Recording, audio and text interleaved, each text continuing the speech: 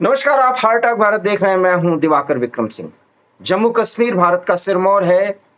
वो था और रहेगा। ये हमारा संकल्प है 140 करोड़ के आवाम का।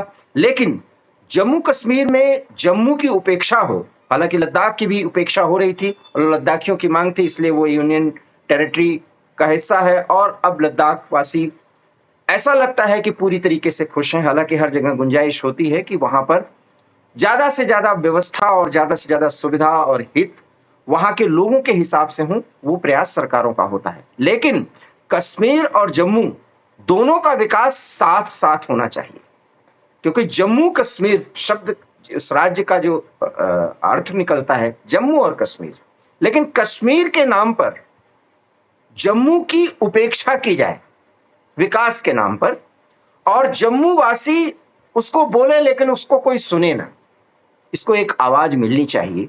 इसलिए क्योंकि कश्मीर जितना खूबसूरत जम्मू भी है, और अगर विकास बराबर होता तो क्यों ये बातें आती। लेकिन कर्नल वीरेंद्र शाही सर जो जम्मू निवासी हैं, रिटायर्ड सैन्य अधिकारी भी हैं, देश खुशहाल रहे, विकसित हो, ये वो चाहते हैं। लेकिन जम्मू की इतनी उपेक्षा से वो पूरी तरीके से पीड़ित महसूस करते हैं। इसलिए हमने एक सीरीज चलाई है, 3 पार्ट हमने उसके कर लिए हैं। चौथे पार्ट में आज कुछ ऐतिहासिक तथ्यों के साथ हम मौजूदा स्थितियों को बताएंगे कि किस तरीके से उमर अब्दुल्ला सरकार 370 और 35A की बहाली के वो तमाम प्रयास कर रही है, जिसमें वो एक तरह से अरविंद केजरीवाल की भूमिका अदा कर रहे हैं। वो भूमिका ये है कि सेंटर से लड़ते रहो, काम कुछ मत करो, और जो भी कुछ करो वो कश्मीर और कश्मीर में अपने समर्थकों के लिए करो। शायद ये कश्मीर के लिए भी उचित नहीं, जम्मू के लिए तो कतई नहीं। क्या है वो बातें, कर्नल वीरेंद्र शाही सर से जरा सुनिए। Sir, over to you. धन्यवाद दिवाकर जी। एक बार फिर आपने मेरे दिल को छूने वाला जम्मू का टॉपिक लिया।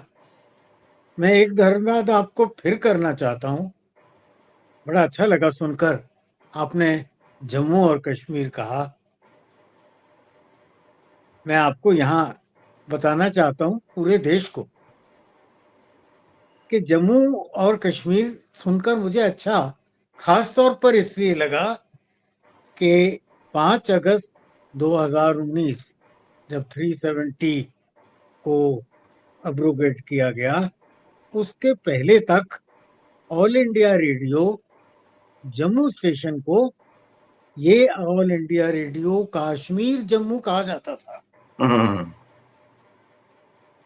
जम्मू कश्मीर नहीं, अल्फाबेटिकली भी जे पहले आता है, पर ये कश्मीर जम्मू रेडियो है।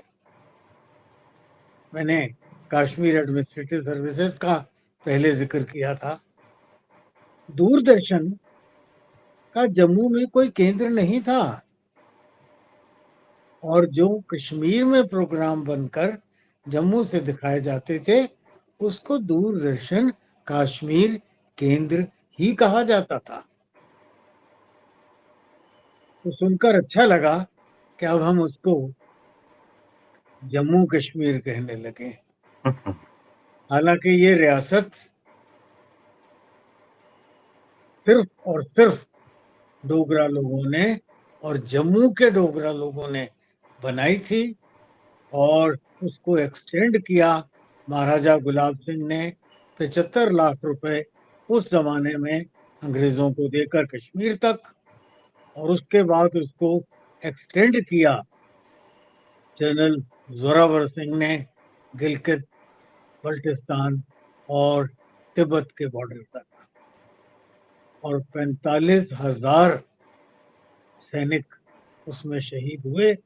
तब यह रियासत जम्मू कश्मीर बनी थी, और उसमें से जम्मू का नाम ही हटा दिया गया।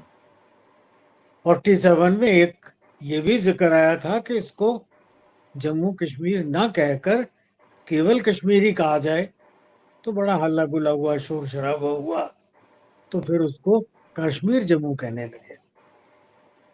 अभी मैं मुद्दे पर आता हूँ। एक तो ये बड़ी 370 के बारे में गलतफहमी है कि ये महाराजा ने साइन किया था महाराजा हरि सिंह, जिन्होंने कि 26 अक्टूबर को 26 अक्टूबर को जो इंस्ट्रूमेंट ऑफ सक्सेशन साइन किया, वो हू बहू वर्ड बाय वर्ड, कॉमा और फुल स्टॉप तक वही था जो बाकी 563 देश की रियासतों ने किया।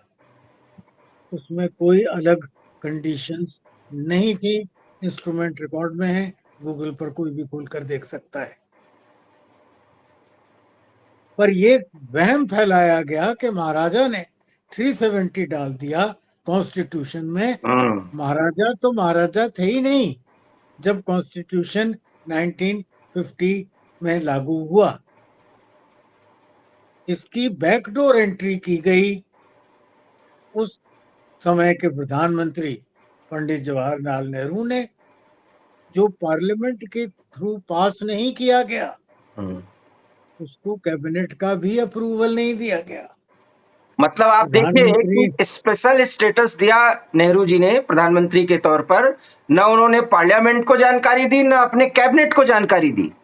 जी, बहुत बड़ी और बात है सर। डॉक्टर राजेंद्र प्रसाद से दस्तखत कराकर नोटिफिकेशन जारी करके, और उस समय भी जब ये एंटर किया गया, उस पैराग्राफ का हेडिंग है temporary additionality to the article 370 of Indian constitution. उस टेम्परेरी को खींचते खींचते खींचते 75 साल लग 73 साल। गए, सही बात। और ये अगस्त 19 में जाकर उसको एब्रोगेट किया गया। इतनी लंबी ये टेम्परेरी जिए, आज ये यूनियन टेरिटरी को स्टेट हुड बनाने की इतनी जल्दी में है, जिसका मेरी नजर में मकसद सिर्फ ये है कि प्री एब्रोगेशन वाली हालत फिर पैदा की जाए, दोबारा स्पेशल स्टेटस बनाया जाए। मैं थोड़ा यहाँ अब स्पष्ट कर दूं कि उमर अब्दुल्ला ये जानते हैं कि ये मोदी गवर्नमेंट है ऐसा करेगी नहीं, लेकिन वो ऐसी परिस्थितियां बना रहे हैं कि ऐसा करना पड़े सरकार को। अब उन्होंने बिल तो पास कर ही दिया हम्म इस लेजिस्लेटिव असेंबली में। बिल्कुल। पहले दिन लेजिस्लेटिव असेंबली में पहला बिल यही पास किया कि स्पेशल स्टेटस की बहाली की जाए। अब कर क्या रहे हैं सर, वो किस तरीके से वो इसमें पूरा षड्यंत्र कर रहे हैं, ये हमें बताना जरूरी और देश को जानना जरूरी।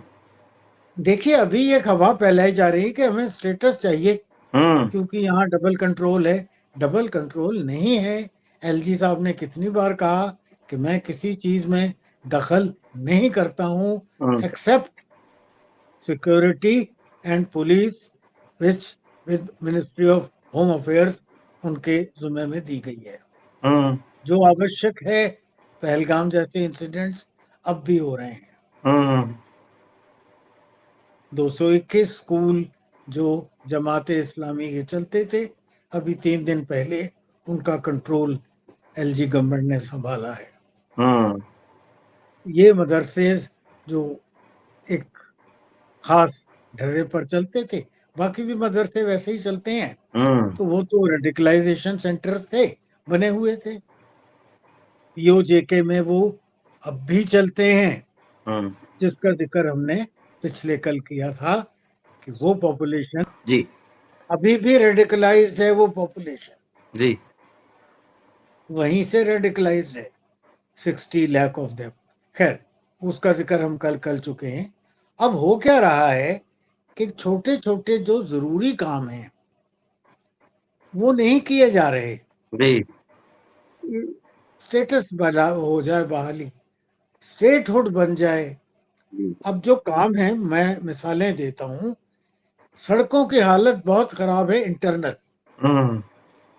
एक्सटर्नल हाईवेज बड़े बढ़िया बन रहे हैं, जी जी गडकरी जी वाले। और जो म्यूनिसिपैलिटी ने बनाने, जो स्टेट गवर्नमेंट ने बनाने हैं, वो खड्डे हैं, गंदे हैं, कीचड़ वाले हैं, नहीं चला जा सकता। हर हफ्ते 10 दिन में एक आध गाड़ी का भयानक एक्सीडेंट होता है। डोडा, किश्तवाड़, भदरवाह न्यूज में आता है, जी जी 10 लोग मर गए, 15 मर गए। ये हर महीने 1-2 बार ऐसा हो जाता है। उन सड़कों को इम्प्रूव नहीं किया जा सकता क्योंकि स्टेट रोड चाहिए। अब क्या लॉजिक है इस बात की? जम्मू में आप आश्चर्यचकित होंगे, इतनी पॉपुलेशन है, कश्मीर से ज्यादा पॉपुलेशन है, बिल्कुल है। और फिर भी यहाँ there is nothing like a garbage processing system. Hmm तभी में डंप कर देते थे, सड़ता रहता है। वाटर सप्लाई की बुरी हालत है क्योंकि सब सॉइल वाटर खींचते हैं, दरियाओं का तो आगे बह जाता था। जी जी जी। डीसिल्टिंग भी नहीं करती थी क्योंकि वो जो वाटर ट्रीटी में लिखा हुआ कि आप डीसिल्टिंग नहीं करेंगे पाकिस्तान से पूछे बगैर। तो जो वाटर बॉडीज थी उनका सिल्ट की वजह से गहराई कम होती जा रही थी। तो जमीन से पानी एक्सट्रैक्ट करते थे। मैंने जब 35 साल पहले यहाँ एक कोठी बनाई तो पानी का लेवल 18 फुट, 15 फुट और 18 फुट पर था। हम्म आज वो 58 फुट पर चला गया है। पर ये सब रिपेयर हो सकता है। एक लेक का प्रोविजन बना था जो टरकती गई तो 20-22 साल उस पर इम्प्लीमेंटेशन नहीं हुआ। अब एलजी सरकार ने उस लेक को बनाना शुरू किया है, तवी लेक नाम से, जिसमें ये पानी रोका जाएगा। तो इस तरह की चीजों की वजह से जम्मू में बहुत जरूरी होने वाले काम नहीं हो रहे थे। मैंने कल जिक्र किया था किस तरह नए रोड लिंक में और रेल लिंक में जम्मू कट ऑफ हो गया है हम्म मेन लाइन से। उसकी वजह से जो लोकल टूरिज्म की जगह है उनको डेवलप नहीं कर रहे। सर, इसमें अब उसका इसमें एक दो बातें और हैं। क्या इस षड्यंत्र में जो ये पैसे की बंदरबाट है वो भी कहीं इन्वॉल्व है? बिल्कुल है, बिल्कुल है, क्योंकि सेंटर से जितना भी पैसा पिछले 75 साल में आया जी उसमें जो डिस्ट्रीब्यूशन उसका होता था पहले तो वही फेयर नहीं था। जी जी। जैसा मैंने जिक्र किया था कि 2 लेक कश्मीर में हैं, 2 लेक जम्मू में हैं। हम्म अगर उनके लेक को 30 करोड़ का एनुअल मेंटेनेंस मिला तो यहाँ को 3 करोड़। हम्म दूरदर्शन जम्मू को अगर 20 करोड़ मिलता है तो यहाँ 2.5 crore. Hmm that was the Doordarshan Kashmir को। कश्मीर को। हाँ, जम्मू को मिलता है मात्र 2.5 करोड़। जी। तो ये जो तरीके चलते रहे और जो जम्मू को मिलता था पैसा हम्म उसका भी इम्प्लीमेंटेशन उन्हीं कॉन्ट्रैक्टर्स के थ्रू था जो के रूलिंग पार्टी के पिछलग्गू थे। रूलिंग पार्टी या तो नेशनल कॉन्फ्रेंस रही या पीडीपी रही। National conference and Congress, alternatively PDP and Congress. Hmm तो कांग्रेस का शेयर दोनों जगह रहता था, वेदर इट इज पीडीपी और इट इज एनसी। एक बार पीडीपी और बीजेपी की सरकार बनी थी, वो 2-2.5 साल में टूट गई। तो इस वजह से जो उन कॉन्ट्रैक्टर्स के थ्रू पैसा भी उसका भी एक अच्छा बड़ा शेयर जो था उसके ऊपर कब्जा काबू इन्हीं क्या पार्टी का रहा। क्या उमर अब्दुल्ला को नहीं लग रहा है कि जम्मू से उनको भारी विरोध का अब सामना करना पड़ेगा? मुझे तो ऐसा लगता है कि वो चिंता ही नहीं कर रहे हैं, क्योंकि उनकी तो जो मोनोपोली है वो कश्मीर में है। हालांकि जम्मू में भी वो प्रभावी है नेशनल कॉन्फ्रेंस। दिवाकर जी, जो 2011 में लास्ट सेंसस हुआ वो बुरी तरह फंस था। हम्म ऐसा भी सुनने में आया है कि उसमें जो होने वाले बच्चे थे उनको भी शामिल कर लिया गया हम्म और जो मर चुके थे उनको निकाला नहीं गया। हम्म तो एक बड़ी सख्त आवश्यकता एसआईआर जो अब बिहार में हो रहा है उसकी जम्मू में है। बिल्कुल सर, वो पूरे देश के लिए होना चाहिए। बहुत ही महत्वपूर्ण जानकारी आपने इस संदर्भ में दी है। और इसमें किस तरीके से लोकल बॉडीज को पूरी तरीके से निष्प्रभावी बनाया जा रहा है सरकार की देखरेख में, और मैंने एंकर में ही ये बात बोली थी कि अरविंद केजरीवाल के रास्ते पर जम्मू कश्मीर को चलाने की कोशिश हो रही है, जिसमें बदनामी एलजी को मिले और उमर अब्दुल्ला ये कहें हमारे पास तो कोई अधिकार ही नहीं है। शायद बिल्कुल वही हो रहा है, और उस अधिकार के ना होते हुए भी सफर जम्मू एरिया कर रहा है। बिल्कुल, और उसको जम्मू के नौजवानों के लिए कोई भी स्किल डेवलपमेंट प्रोग्राम्स नहीं है।